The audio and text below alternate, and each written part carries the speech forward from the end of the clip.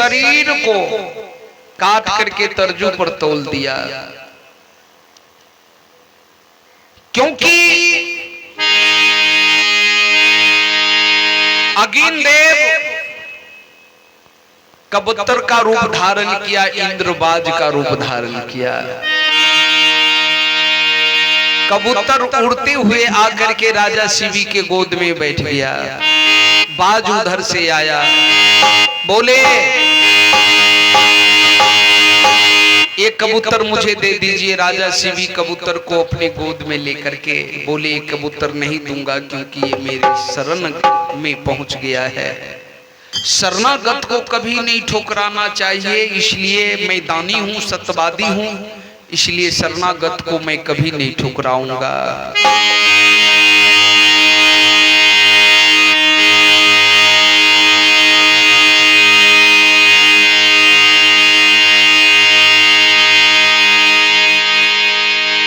बोले महाराज मैं भूखा हूं और ये कबूतर मेरा भोजन है, इसलिए कबूतर मेरा भोजन है,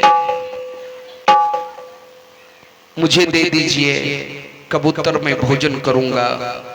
बोले शरणागत जो मेरे शरण में पहुंच गया है मैं तुम्हें कैसे दे दूंगा, कबूतर के बदला में किसी और मांस चाहिए, तुम्हें मांस दूंगा। बोले महाराज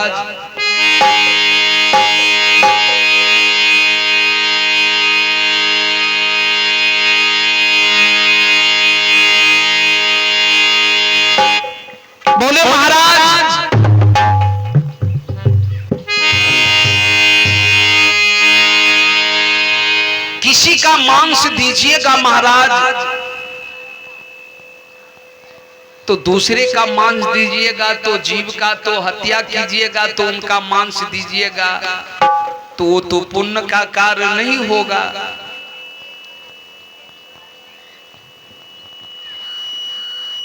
किसी जीव का मांस मुझे दीजिएगा तो जीव का हत्या करके ही ना मांस दीजिएगा भोजन करने के लिए, तो फिर आप दानी कैसे हो गए। बोले हे बाज अगर मैं अपना शरीर का मांस दूंगा तब तो मैं दानी कहलाऊंगा। बोले हाँ महाराज। तो बोले जितना मांस तुम्हें भोजन करना है मेरे शरीर का मांस तुम भोजन करो। बाज ने बोले महाराज अगर आप धर्म की बात कर रहे हैं तो मैं धर्म की ही चर्चा आपको कर रहा हूं, सुना रहा हूं। अगर आप धर्म के अनुकूल मांस दे रहे हैं तो मैं भी धर्म के अनुकूल ही मांस लूंगा। तर्जू पर तौल करके कबूतर के बराबर जितना कबूतर में वजन होगा उतना ही मांस तौल करके मुझे दे दीजिए।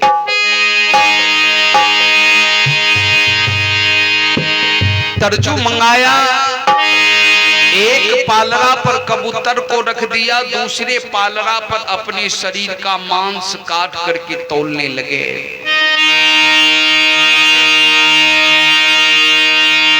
राजा शिवी अपने शरीर का बहुत सारे मांस काट करके तौल दिया, फिर भी कबूतर के बराबर जब नहीं हुए तो राजा शिवी ने पूरे शरीर तर्जू पर रख दिया। धर्म की पालरा बहुत भारी होती है।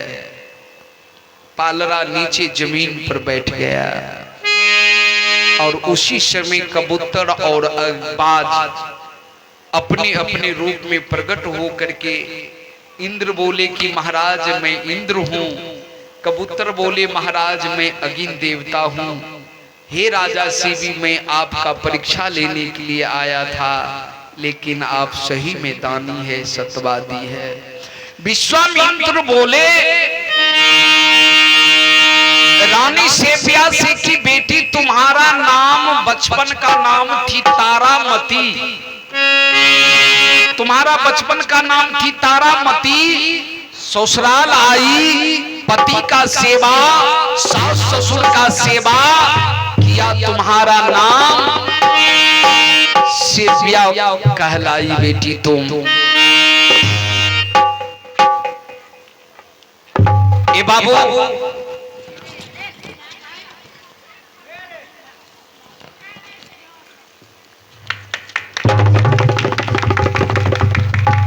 भगवान के दरबार में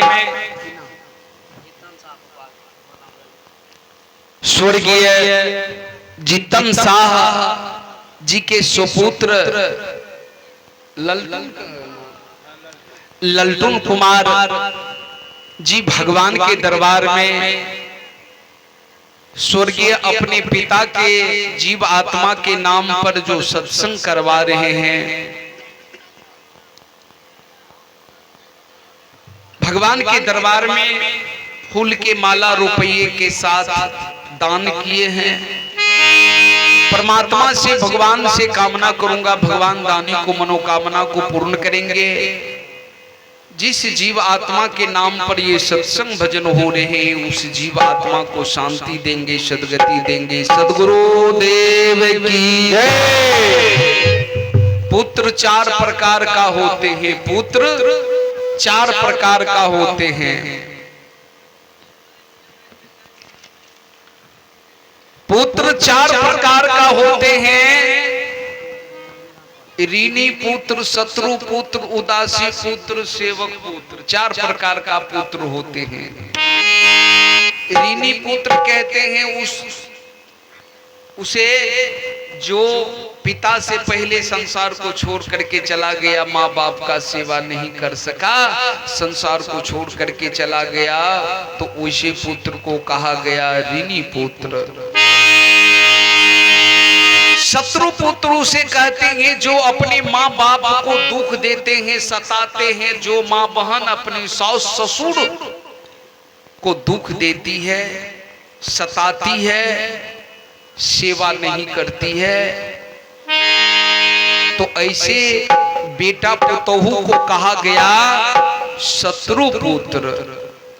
तीसरा होते हैं उदासी पुत्र। उदासी पुत्र उसे कहते हैं बेटा पोती, पोता पोती से घर भरा हुआ है, कोई चीज का कमी नहीं है, अब माँ बाप का मन उदास है, भोजन के लिए उदास है, दवाई के लिए उदास है, कपड़ा के लिए उदास है, बिस्तर के लिए उदास है, गिरही के लिए उदास है, भोजन के लिए।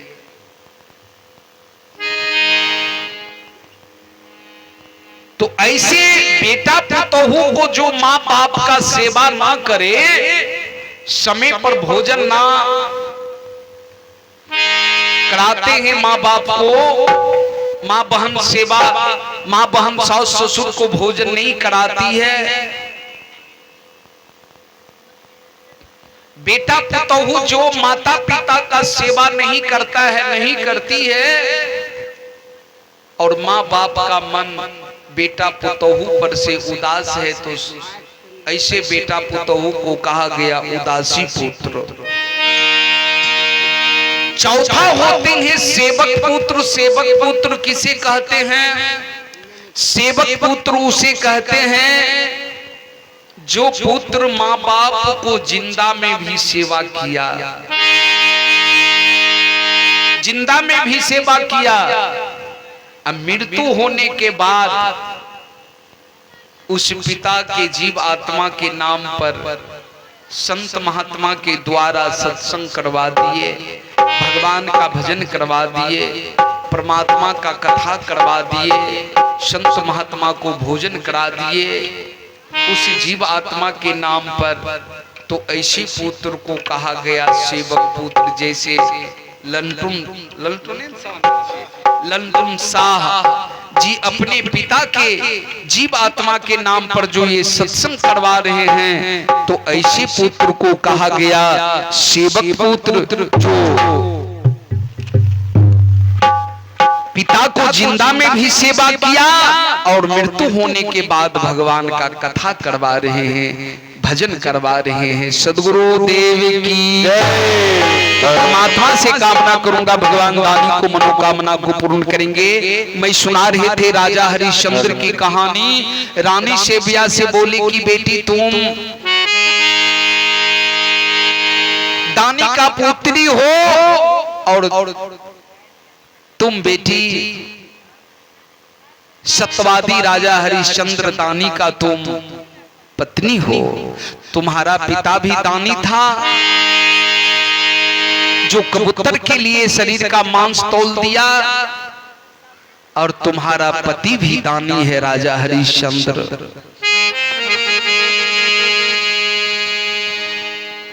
बोले गुरुदेव मेरे पति दान कर दिया तो मैं भी दान कर दिया। बोले बेटी तू भी दान कर दिया, तुम्हारा पति भी दान कर दिया। अब माता पिता कितनों भी संपत्ति जमा कर लेते हैं तो अंत में वो संपत्ति का मालिक तो पुत्र ही होता है न। कितनों भी संपत्ति माता पिता, कितनों भी संपत्ति माता पिता को होते हैं, जमा करते हैं कमा करके, तो अंत में वो संपत्ति पुत्र का ही होता है। तो बोले बेटी रानी सेव्या तुमने दान कर दिया, राजा हरिश्चंद्र दान किया, लेकिन तुम्हारा पुत्र तो दान नहीं किया। बोले गुरुदेव मेरे पुत्र से भी पूछ लीजिए। रोहित कुमार के पास गया, बोले बेटा तुम्हारा पिता ने दान कर दिया, संपत्ति कुछ भी नहीं बचा है बेटा। ए रोहित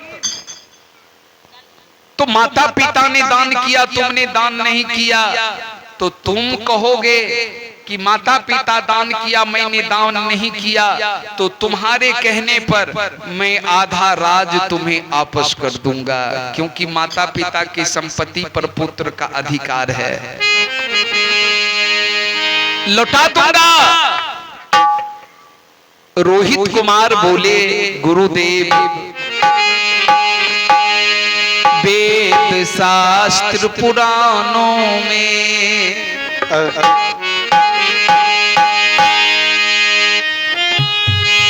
वेद शास्त्र पुराणों में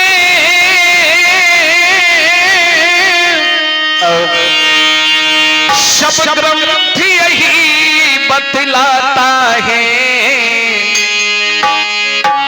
जो पिता का नाम बढ़ाता है अजीब बेटा कहलाता है। जो पिता का नाम बढ़ाता है अजीब बेटा कहलाता है।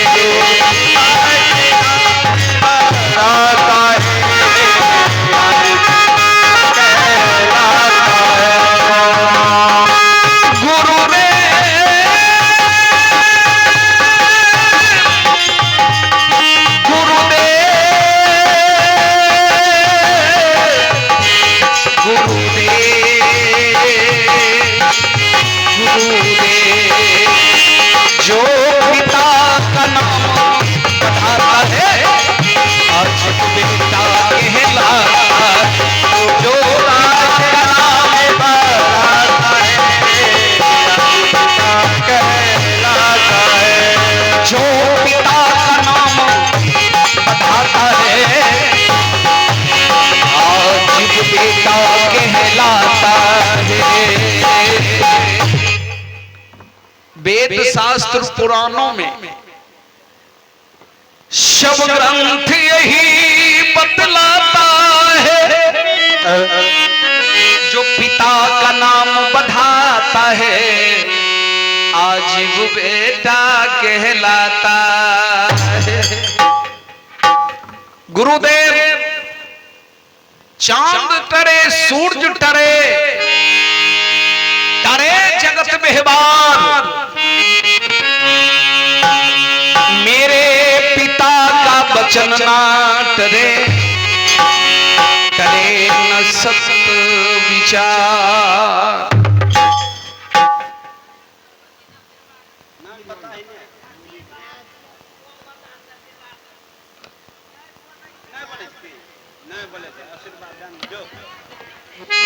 छोटा सा बच्चा भगवान के दरबार में 10 रुपए दान किए हैं, मुख से फर्रे से नहीं बोल सकता, तो भगवान से कामना करूंगा, भगवान मां सरस्वती ज्ञान का दीप जलाए रखेंगे।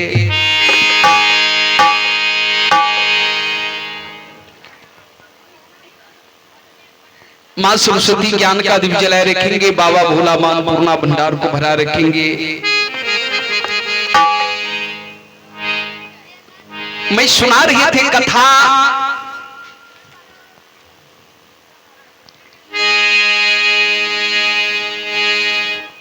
भगवान तो किसी को गोंगा बना करके भेजता है, किसी को लंगड़ा, किसी को काला, किसी को गोला, किसी को तोतराते हैं न।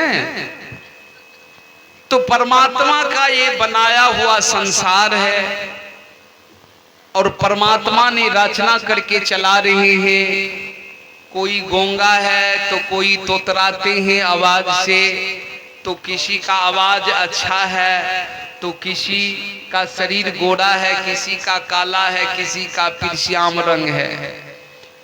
तो भगवान ने ये संसार को बना करके रंग बिरंग का फूल पत्ती को रचना करके चला रहे हैं।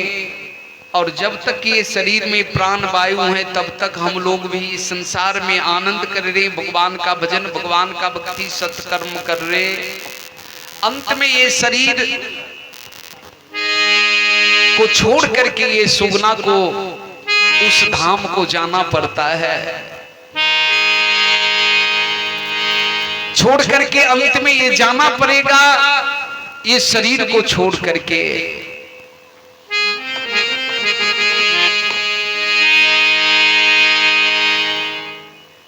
तो परमात्मा का भक्ति, परमात्मा का सुमरन करना चाहिए।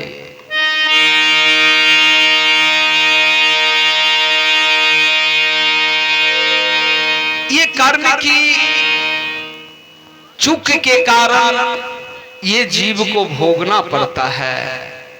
कोई गूंगा हो जाते हैं, कोई बहरा हो जाते हैं, कोई शरीर से बीमारी से रोगग्रस्त हो जाते हैं, तो कोई निरोग होकर के जीवन बिताता है। इसलिए नाना प्रकार का कर्म, नाना प्रकार का कर्म का भोग इस संसार में भोगना पड़ता है। सद्गुरु देव की मैं सुना रहे थे कथा प्रसंग।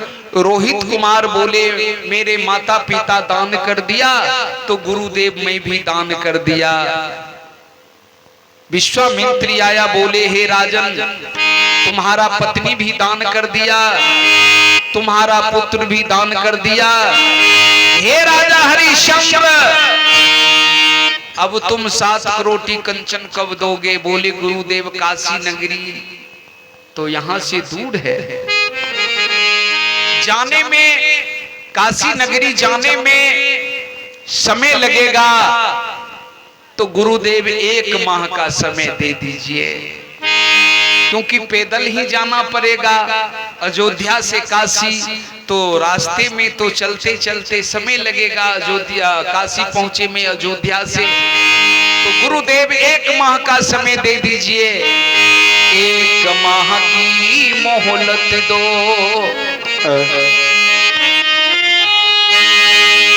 1 माह की मोहलत दो,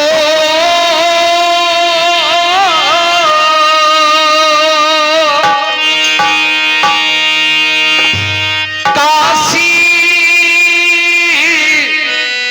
नगरी जाऊंगा,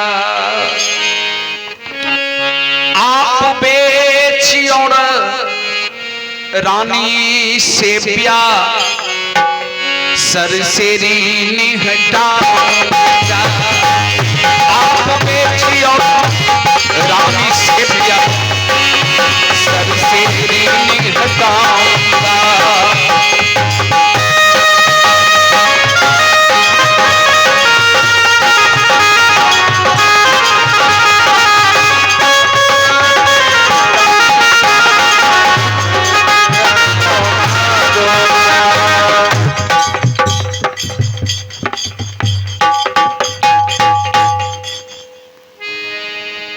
ए बाबू